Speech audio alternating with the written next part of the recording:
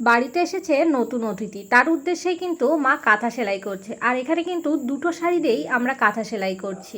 একটা শাড়ি থেকে কিন্তু আমরা দু টুকরো করে নিয়েছি, মানে একদম মাঝখান দিয়ে সমানভাবে দুই ভাগ করে নিয়েছি। যে দুই টুকরো একটু ভালো দেখতে, মানে যে শাড়িটা একটু কালারফুল, সেটাই কিন্তু আমরা উপরে নিচে দিয়ে দিয়েছি। আর মাঝখানে কিন্তু যে শাড়িটা একটু নড়বড়ে সেটাকে রেখেছি। এবার দেখো আমরা শাড়িটাকে কিভাবে মুড়ে নিচ্ছি। মাঝখানের শাড়ির টুকরো দুটো কিন্তু নিচের শাড়িটা দিয়ে একটু মুড়ে নিয়েছি, তারপরে 4 টুকরো শাড়ি কিন্তু একসঙ্গে সেলাই করে নেব। প্রথমে কিন্তু এই 4 টুকরো শাড়ি আমরা সমান সমান ভাবে একদম টান টান করে নিচে বিছিয়ে নিয়েছিলাম। আর শাড়ির চারিপাশে ছোট্ট মতো যে পাড়টা থাকে না, সেটা কিন্তু আমরা ছিঁড়ে ফেলেছিলাম। এই কাঁথাগুলো কিন্তু এখন অনেক জায়গায় ব্যবহার করে না, তবে আমার কিন্তু সত্যি ভীষণ ভালো লাগে শাড়ি দিয়ে কাঁথা। তোমাদের কার কার শাড়ির কাঁথা ভালো লাগে অবশ্যই কিন্তু কমেন্টস করে জানাবে। আর এই কাঁথাগুলো কিন্তু বেশ অনেক দিন পর্যন্ত যায়। আমার মা কিন্তু ভীষণ ভালো কাঁথা সেলাই করতে পারে।